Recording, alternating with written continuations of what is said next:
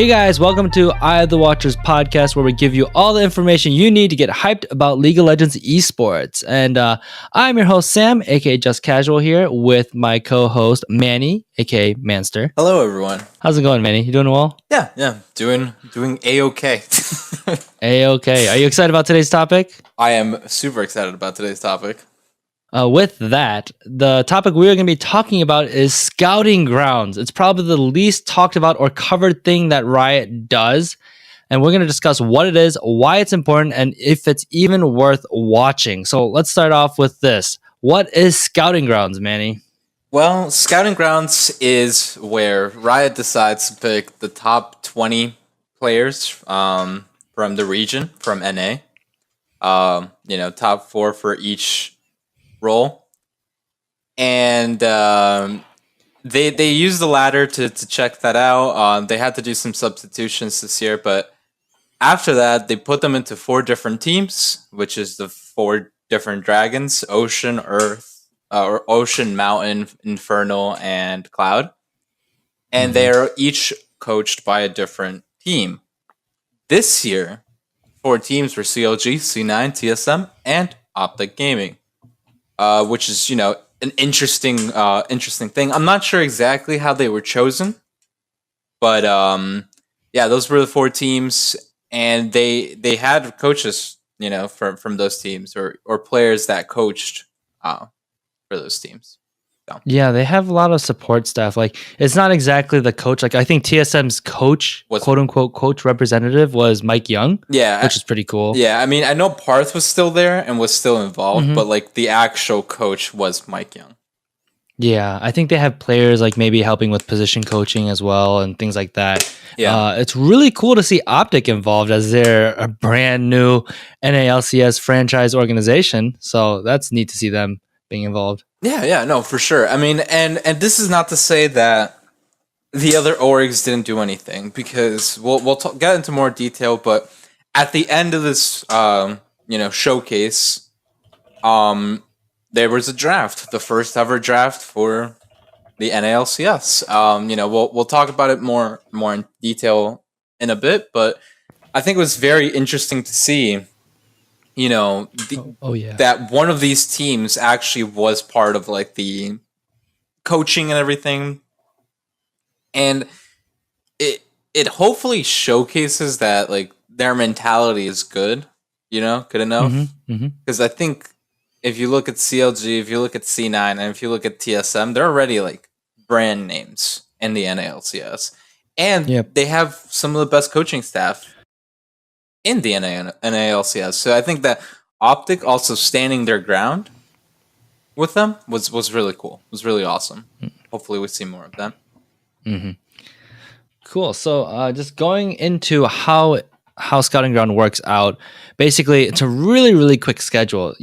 Riot figured out the top 4 players in each role that they were going to bring in based off the solo queue ladder, like we said, with a few asterisks and exceptions based off of, like if they actually abide by Riot's, I guess, what is it called? Like, yeah, they had to go through like a checklist, pretty much. It was like, have never played competitively or professionally before.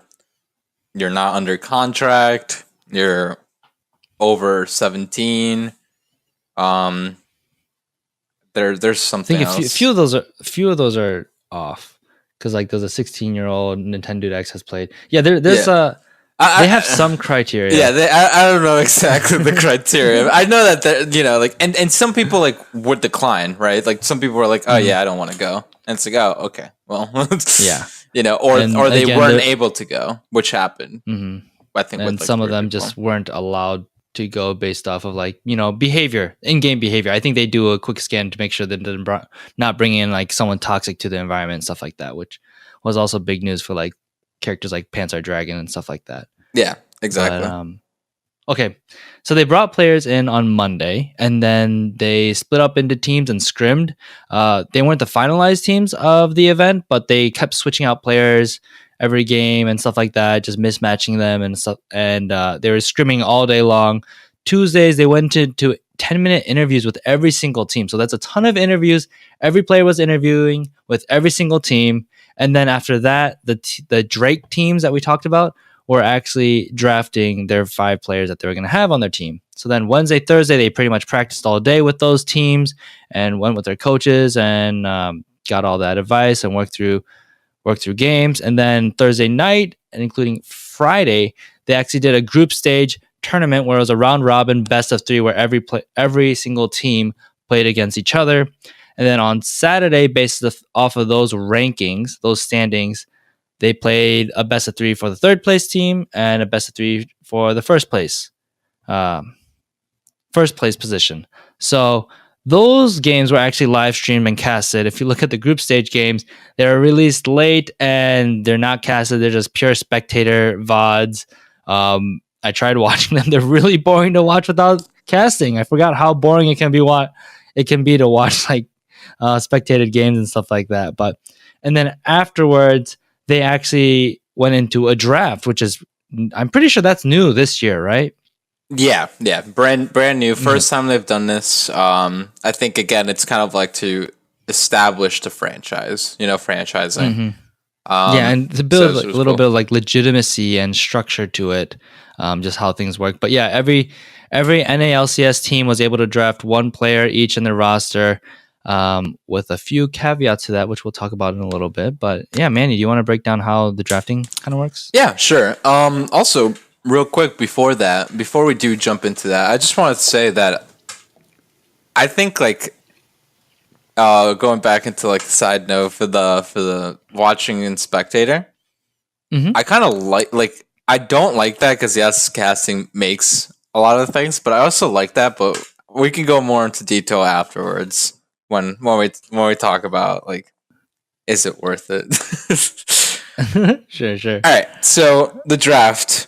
10 teams, the 10 NALCS teams were randomly selected to be to have a draft order. Because this is the first time this has happened. If you don't follow traditional sports, if you do, you probably already have a good understanding of the draft. If you don't, it's pretty much lower ranked teams usually get higher up draft picks, and it's kind of like a way to kind of like help them out. It's like, oh, well, you did awful, so maybe if you get like a first round pick, you can get the best player of the draft, So each team had a chance to draft 1 player, which at that point they would get exclusive rights, I think, until like December 20 something. Yeah, I think it was 21 days. Yeah, that's the number. Yeah. So 21 days, where you could exclusively negotiate with that player. After that you could sign them, you could do whatever. After that, if an agreement hadn't come through, they would just get released. Then they could talk to other teams. This also doesn't mean that player has to sign with the team that chose them. They could very well say, I don't want to sign, and they just need to wait the 21 days after that. Again, once they're not picked, or the 10 players that are not picked can still explore, like, just because you didn't get picked doesn't mean you're not going to be able to be a pro. It would depend on the team. But I think it's very interesting. Granted, not all 10 teams chose, a player. C9, I'm pretty sure, bought two spots, one from FlyQuest and the other one from Optic. Yes, the other one was from Optic. Yep. Yeah. So that was interesting. I really like that they're able to do that, where you could sell your spot, or you could, have some type of negotiation. Yeah, you could like trade your spot. I mean, obviously Optic and FlyQuest just straight up said, just give us money. Granted, like, this is not exactly discussed, right? We don't know exactly how many, like how much money they had to pay for that, but Cloud9 did straight up just choose two extra players. Yeah. Clutch Gaming also bought out the Golden Guardian spot too. Yeah. So Golden Guardian didn't pick a rookie as well. Yeah, they were able to get 2. So, I think it was interesting. First time going around. The video is up. If you're interested, it's long. Maybe it's not like the most entertaining, but you do get a lot of insight of maybe what teams are needing, what could have been, who are the rookies to be on the lookout for. So I mean, Mhm. that's basic draft. If you know like other sports drafts, like they're pretty similar in that respect. Yeah, and it's interesting because other sports they have multiple rounds of Mm-hmm. drafting, and there's like snake drafts and stuff like that. They just went through it one round, so there was only 10 players drafted Yep. through scouting grounds. That being said, who knows? FlyQuest and Optic and Golden Guardians or anyone else could pick up any of the other 10 players that weren't drafted as well. So Yeah. that's also an Yeah. option. Exactly. I mean, I think Or it's not eventually. even those 10 players; they can go to anyone in solo queue. Yeah. Exactly. I mean, it could be. They might have just wanted the money again, whether for contract Mhm. or whatever reasons. Yep. So. Cool. So yeah, let's talk about why. So now that we've run down what scouting ground is, why is scouting grounds important? I think that's overall an easy question. I mean, I Okay. think it's just representation of NA talent, right? Hmm. And even potentially, like it's a double-edged sword, right? You can showcase how good the NA talent is, but you could also showcase the lack of NA talent. Sure. But I think it's so every other sport, right? And granted, yes, this is an esport, but I mean, even Riot released, the video of like this is our sport, right? This is our game. Yep. I think it helps so much, when you're a player on the ladder, right? Hmm. How do you like get to become a pro? A lot of times people just say, well, you just need to be good and know who to talk to. Some people don't know how to do that, Granted, I think Yeah. pretty much all 20 of these players have contacts, right? But they were still Hmm. chosen purely because of scouting grounds, right? And like the Yep. format. So I think like it's awesome, right? Like let's say one of these players didn't know anyone to talk to, right? Or never approached like a pro or anything like that. It's like, well, that's not an issue, right? They can Hmm. still showcase themselves. So I think that's really really cool. Um, I think like that might be like just the most important thing about it. Yeah. It really adds that structure and like a process, a step-by-step process or helping. Yeah, it gives that step-by-step process to help someone that's aspiring to be into the LCS to get into the LCS, right? Yeah. Before and currently, and it probably still will be existing, is that you work really hard, you climb the ladder, find connections, get onto a challenger team or get into some organizations that do, prize pools or something to get more practice, build a team and get noticed, right? Right. And now that the challenger series is I actually don't know if they have details on how that's going to work right now. Nah, I think no one. I've from every interview I've seen, from everything I've read, it's pretty much like down to the point where it's like people are even like don't even think that Riot knows what they're doing for like the academy teams. Like it's like just because no information has been said, right? Yeah. So basically, like, that was the way to do it and just kind of like open placements into the Challenger series. Now that's not happening. So it's really hard to figure out how to do this. So again, you probably just work your butt off and find ways to get onto teams and make connections with people and players and organizations and then practice a ton until you get noticed. Yeah, This kind of says like, hey, get at the top 4 of whatever your role is on the Challenger ladder and you will at least be brought into Riot Studios and get a ridiculous leg up on everyone else as you're being coached and getting like FaceTime with all these organizations, players, and peers yeah, to and get into the LCS. and then you have the possibility of getting drafted, right? It's like, Yeah. and that gives you exclusive time to talk to an organization, Yeah. which You learn so is much more.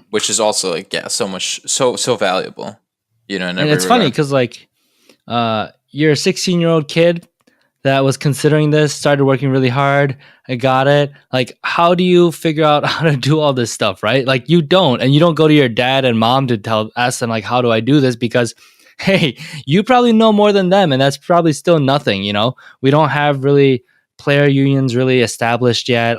uh, the NA LCS franchise system is brand new, so that's completely new. So this really, really helps give a nice process or concrete way to figure this out, especially as someone that's young that really needs direction for this kind of stuff. Besides just get good, Yeah, you know. yeah, I completely agree. I think it's so valuable in that regard, right? I mean, and you might be wondering, well, why is it only NA doing this? I think the fact of the matter is that just NA doesn't have the same amount of ranked players that every other region has, right? And I think that's why NA talent sometimes is lacking, right? There's just not the people that will put in the time and effort to get up there, right? And the ones that do are the ones you see, are the rookies that you go like, oh my god, rookie sensation Mike Young. It's like those are rare, Mike Young contracts, like those are rare players, they're not. Yep. They're not your. Oh yeah, obviously you'll see just someone else like this, right? Where in Korea. God, who doesn't want to be a pro, right? Like they'll put in so much time. Like same for EU even. So I think like that's something that NA lacks, and that's why I think it's really important for NA itself. Yeah, I want to talk about that a little bit. If you compare the regions, so China, huge region, huge country. Just because of the sheer size of it, you're gonna find a lot of quote unquote high quality players, right? Mm-hmm. And then you look at Korea. Korea is a tiny country, but Korea's ranked ladder, or people that are playing ranked in Korea, still overshadow how many people in NA, which doesn't. It's not just America. It's Canada and Canada and the USA. They still have a smaller ranked pool than Korea. So Korea also has a history of esports where the structure and the idea of how to do this and resources to do it is just vastly superior to North America's structure, where esports is super, super young. Then you look at Europe. Europe is also a lot bigger than North America, so they just by numbers, have more players. That's why we have all these EU mid laners that are coming over into NA as talent, imported talent. Yeah, exactly. Those are the major regions, and all the other major regions. That's why they're not really at the top of the standings. I mean, even if you look at wildcards, yeah, you might not get like the same quality as like let's say Koreans or Chinese players, but like Brazil has a huge server. So many people play. Latin America South, Latin America North, like just multiple countries, right? But they're younger region though. Yeah, so they could catch up to NA easily. Yeah, exactly. That's the thing, right? And I think like it sadly is a worrying trend, right? Whether it's mentality, whether it's whatever, whether it's just society, right? I think like that comes through like parents saying, "Oh, my kid doesn't stop playing. I'm gonna unplug the internet," right? It's like, well, that's not gonna allow a young developing talent want to play. They'll be like, well, what's the point? So it's pretty upsetting, like stuff like that. It's just like, well, what do we do now? And it's like, I don't know, like, and so I think this is so important. This is why this is so important for players. Yeah, and it works for NA too because NA has the money. So that's a huge thing. NA really has the money to kind of do this stuff. So yeah, this is something very unique to North America, and I think works for our region. And yeah, it'll be interesting how it improves and stuff like that. Yep, for sure. Any other big key points we want to talk about why scouting grounds is important? I think like that's honestly like the main thing. I don't think like there's much more. I have one thing, one example. Yeah, go ahead. I was watching the interviews during the drafting and hearing the desk talk about the drafts and stuff like that. You had, I don't remember the player's name, but it was a mid laner that got picked up by one of these top. I think he was drafted 6th, right? So a pretty good draft. And he was actually the last pick when it came to creating teams. Yeah. So that's crazy when someone comes in with such no exposure, such little expectations, a mid laner saying. Also, mid laner, which is super, super important of League of Legends, he gets drafted last and suddenly he's a pick and now probably going to get a contract with an LCS team. Like that proves Scouting Ground had an impact on aspiring talent. Like that is absolutely crazy, you know? Oh yeah, for sure. I think, you know, like that showcases again. It's like, yeah, you look at this guy, and it's like, yeah, you might not see him to be that big of a deal, and then he shows himself, right? He proves himself. You're like, all right, you know, maybe he has something. I think like that. Again, it's so good for players, right? If you're and organizations too. Yeah, I mean, exactly. Like if you're a young player, right, ends up listening to our show, our podcast, I hope you do. But this should be like as much motivation as possible that if you're a good League of Legends player, man, dedicate yourself. You know, and if you get to the top of the ladder and you get invited to scouting grounds, it could be like your ticket to prove yourself. You know, I think it's so important. Yeah. Again, absolutely. Especially like in NA, where like there's so many like random one trick, like, you know, one, like it's like, oh yeah, this is random one trick. I think you can't be a one trick and be invited to scouting grounds, by the way. I think you need to have I think you need to have like 4 or more champions played like for X amount. Are you like sure about that one? Yeah. I'm pretty sure. I'm pretty sure I read that. Like, because like, you know, like it's like we know that like one tricks don't have much of a place in professional play, right? Because it's like they get banned out. It's like, oh well, no, what do they do? You know. So I actually think that's exactly one of the requirements. Is like you need to play 4 more champions for like 60% of your games or like 40% of your games. It's like something like. Yeah, gotcha. Yeah. Cool. All right, so big question especially for our listeners, because we are, you know, a lot of our listeners are hoping, at least we hope so, are casual viewers of esports or haven't watched esports or been playing League of Legends and haven't watched League of Legends Esports, or maybe we have some veterans that are listening to this as well. Scouting Grounds, is it worth watching? What do you think? I'm going to say yes. Okay. Why is that? I think it is because you get to see some players that you just don't get the chance to see in any regard. Right? It's like some of these players don't even stream, right? Or if they stream, they're like in the depths of Twitch, you know? And I think it's so exciting to see. I mean, I think this is the same reason why Mike Young was such a sensation, right? It's like, oh my god, this guy's been challenger since he's 13. That's crazy. And it's just like, oh my god, he's actually so good, you know? Like, granted, they're pit up against each other, but I think it's so cool, right? I mean, I think like, yeah, you don't want to see like golds play, but they're not, right? Like they're challenger players that are like extremely cream of the crop. Like, yeah, cream of the crop, you know? Like, I think it's fun. I think it is interesting. I do have some issues with like not seeing all the games again, like casted, like going back to that. Like, I think like it would be really cool to see at least like the group stages live, you know? Like, why can't we see that? Like, I think that would be so cool, you know? Yeah.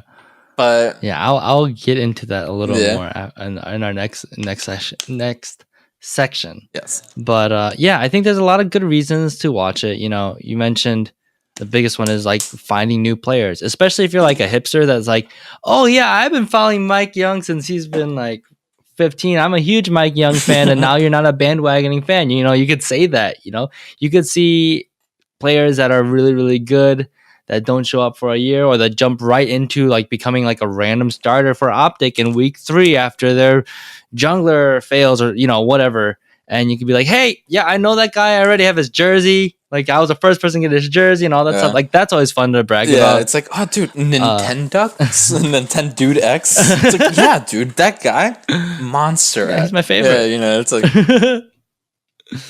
Yeah, and then when you start talking to your friends, you're like, "Oh yeah, that guy. Oh yeah, he used to do this and this, and I saw him. He's a sick Oriana player. Watch him pick Oriana and pick him ban. Oh, there it is, Oriana. I knew it. How'd you know that? He hasn't played a game. Oh, I watched Scouting Ground, so I'm cool like that. Yeah, So you can have that whole hipster vibe going.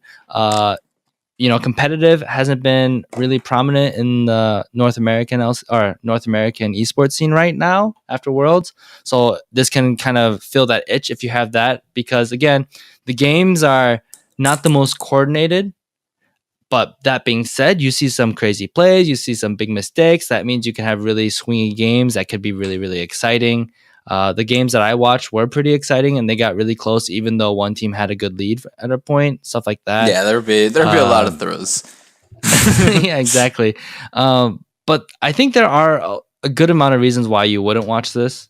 One, which I said was a pro, is actually, again, like some people watch it for the best viewing experience and the best gameplay, and you don't see that because, again, you have basically 5 people that never played together, never played organized, or very few of them played organized games where solo queue is completely different from a organized 5v5. So you might not see the kind of play you want to see. As Manny mentioned, you only get to see like the last best of 3s, the 3rd place match and the 1st place match. So if you want to watch more, the rest of the VODs are released, but they're all spectated. Like they're not casted or anything, so they can kind of get boring. Or if you're not familiar with League of Legends Esports, you very might just new be lost, to it, it's just it's really not that fun to watch. For a lot of the hardcore people that are interested in the talent, like that's why you watch it. Otherwise, I would just say watch the best of 3 final, maybe. Just watch like the 3 games or 2 games, however it ends. I don't want to spoil that.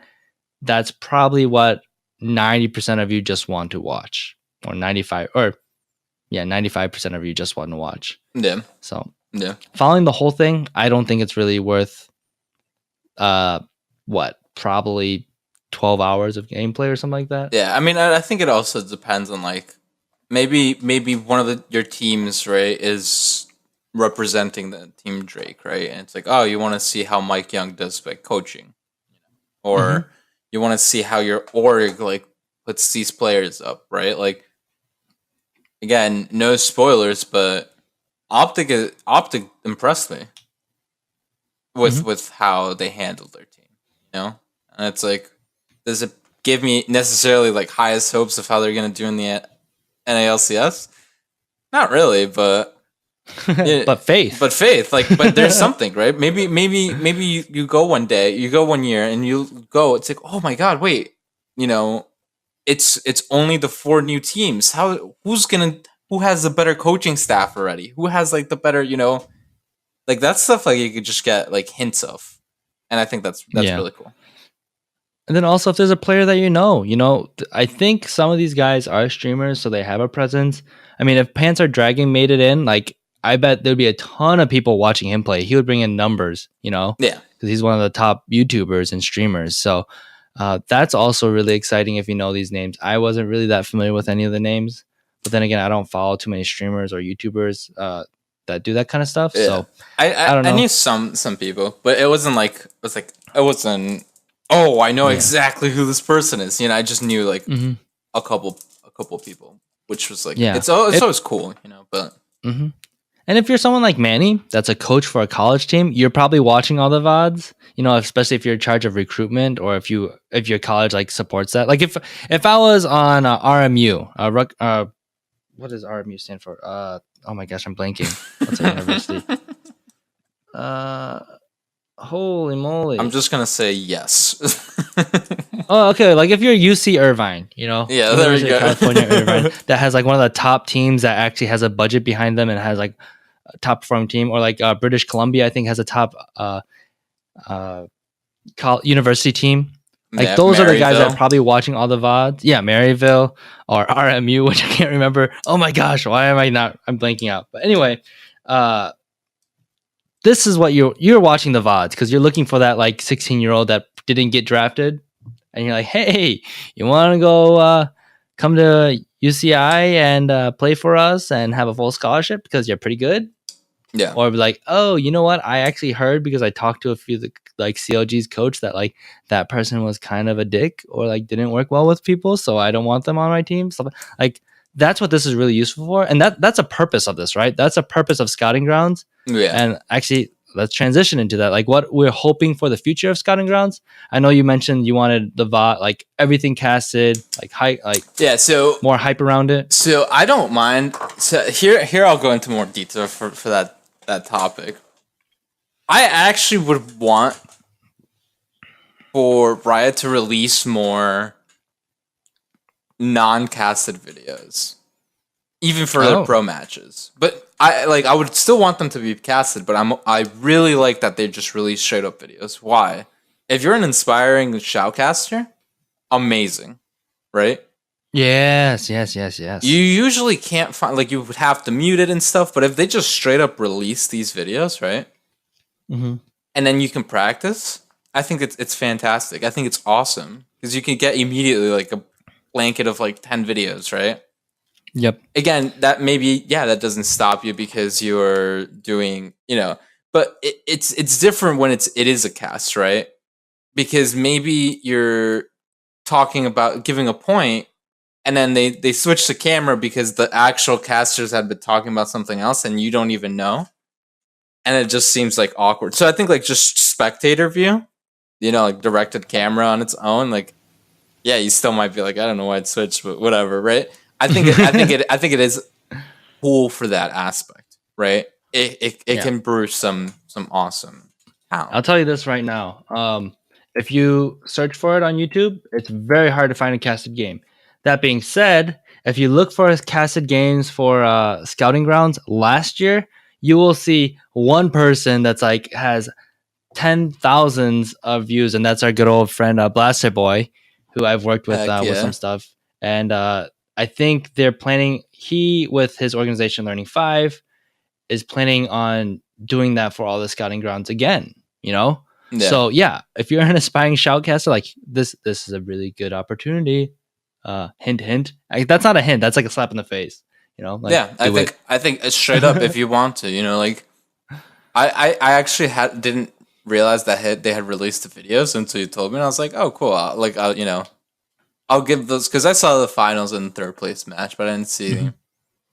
like them actually release any of the other videos. I'm like, oh, that's kind of upsetting. But then you're like, no, they did. I was like, perfect.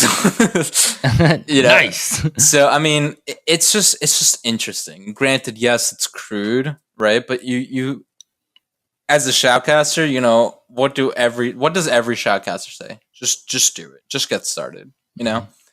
So that's stuff like that's why I like that. Granted, I do want not all star, all of scouting grounds Scouting grounds. to be shoutcasted.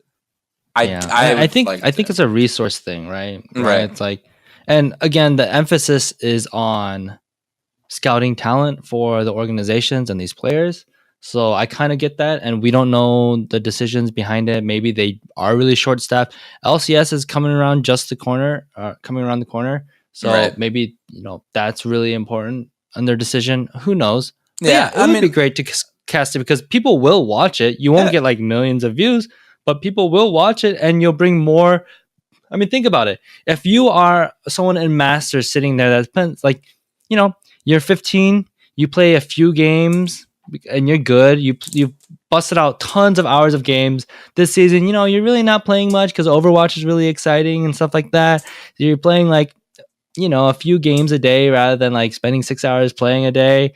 And but you turn on the Riot stream and you see like shoutcasting. It's kind of exciting. You're like, oh, I can do that, and then they get inspired and next year and then the LCS. Like, how crazy would that be? Like, that could happen. So bringing Right. more attention to ranked, because I cannot believe how low NA is when it comes to how many people are playing ranked. I mean, I think I've read so much stuff about this, and this can go into like a whole different like episode, honestly.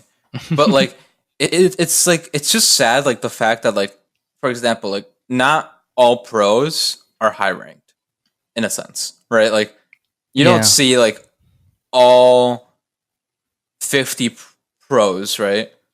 5 for each team. Like they don't have the top 50 spots for the rank ladder. Granted, yes, okay, they have scrims, they have all of this. I get that, right? But it's like you have some pros there, just like low masters, and it's like, oh, I feel like that doesn't give the rank ladder much meaning, and it's kind of sad. It's like imagine every pro was like in Challenger, right? They're top 100 in Challenger, right? And some new kid breaks through that is number 1 Challenger. You're gonna look at that, right? You're gonna be like, who is this kid? Who is this like amazing sensation, right? It's like sometimes you just have random people, and it's like, oh, who knows who that is, right? And it's like that sucks in my opinion. But with that in mind, I'll also like, yeah, we don't know how like their budget is or anything for Riot, but man, get some young blood shoutcasters too, like some freelancers. I mean, people watched the Tyler one, TCS, and before Tyler won, they had like like relatively new like casters, and like people made fun of them, but like they were still casting, Yep. So it's like I feel like, and it's one of those things where it's like I think Riot can make that work. I think they could even just freelance, be like, hey, we just give you the exposure, right? Yep. We pay for the flight and like just exposure, right? So basically, what I've heard from this rant is that by the end of the week, Manny has committed to casting all of the VODs and releasing them by Friday. Okay, cool. Thanks. Yes, I would 100% do it. But I feel like casting, you can't. I feel like you can't solo cast. It's so difficult. At least for color casting. If you do play by play, you can do play by play solo. But like color casting, you're like, I don't know. Like I can't do the play by play. But this is what they're doing, and it just sounds weird. It's like flash, Orient flash, and altered. Great. All right, I'm great. All of that. It's a great, but this is why they did it, and it's like okay, but what happened there? And it's like hold on. I don't know. I feel like it's interesting, but hey, if someone wants to do that, hit me up. There you go. At Manster 415. 415. There you go. Any other things that we're hoping for the future of Scouting Grounds? Yes. Collegiate. I want collegiate players to be on there. I think there's some hidden talent in the collegiate scene. I mean, this might be a little biased from collegiate coach being a collegiate coach. But I think it would be really cool. I mean, we even talked about how they have like, not all players are, chosen and stuff, but what if it grows to be the point where it's like, oh, there are, like 4, there are 4 rounds or something, right? And it's like, okay, well, you don't have to show all of them. You can make an announcement afterwards, right? You just televise like the first round. That's what every network does, or what every sport does, right? Yep. But it's like you have some collegiate players that are like trying out too. You have some of that, not just like the ladder. I think would be interesting. I think that's great. You work around it might be tough to figure it out with like Christmas and stuff, but work around the college semester winter break thing and have maybe like a 2-week or maybe a week and a half or maybe a full 7 days. Cause this was like 4 days or no, this was like 5 days or something like that. But add a few extra days, expand the pool to like 6 teams or 7 teams. Maybe you can name all the teams after like a jungle camp or something. Or I don't know, Baron and Elder. There you go. There's your 2 more teams right there for you. And add collegiate. That's not a bad idea. So there's 2 ways to get into it: the ladder and collegiate. And I think with Riot's partnership and working with like collegiate scene this upcoming year, it could be something realistic for next split or next year. Yeah, I mean, I think it should be, right? I mean, granted, you might still have like the restrictions that you need to be at least Diamond 3 to be a pro. I think that is the restriction. Yeah. So it's like you should be at least that, but like maybe someone impressed in like one of the collegiate teams throughout like the ULOL tournament. Mm-hmm. It's like, cool. Well, some of these guys maybe just want to go straight into pro, right? Maybe give them that chance in scouting grounds. You know? Yeah. Yeah, So, I think they would have to probably cap it at like Challenger though, or maybe Masters. yeah, for sure. Or D1 or something. Yeah. Maybe Masters. But anyways, yeah, that's something that you could be doing in the future. I think that's it for me. Got anything else for that? Yeah, I think again, a lot of hopeful stuff. I think they've been improving. Mhm. I mean, last year's was very, I think, lackluster. I don't think even anyone showed up like that. Like in the sense of like, I don't think anyone that like is now in the league like came from that. I think they have people on the sister team. Like they had people on the desk that were from last year's, but they were all like Cloud9's academy team and stuff like that. Gotcha. But, Yeah, because who knows like if I mean, we're- even I know that like I know for a fact that Mike Young Mhm. decided not to go to scouting grounds. Oh, really? Yeah. Hmm. But then he got into the LCS anyway. That's why he's like, I just got an offer. I'm gonna. Yeah, not- like I don't know exactly, like, but I mean, I hope it grows, and I hope you actually end up seeing maybe they do start in sister teams, but maybe hey, we've realized that High is too burnt out, so let's have like the mid laner we picked up. Like Sure. there could be so many things that you could do. So Cool. All right. I think that wraps it up for this episode. It's about scouting grounds. Hopefully, if you guys are interested, you can find the links to the VODs in the episode description, or just go to the LOL Esport YouTube page or the LOL Esports website, places like that. You can find all the VODs, spectated or casted. I really do suggest at least watching the drafting video because that's really I think that's really fun. And it gets me really, really hyped for future drafts and future scouting grounds. So I would really recommend checking that out for a little bit because I think Riot did a good job with it as well. yeah, for sure. Besides that, we got relevant links in the episode description from all the articles and sources that we brought all this information from. And with that, I think we will see you guys next time. Yeah, bye.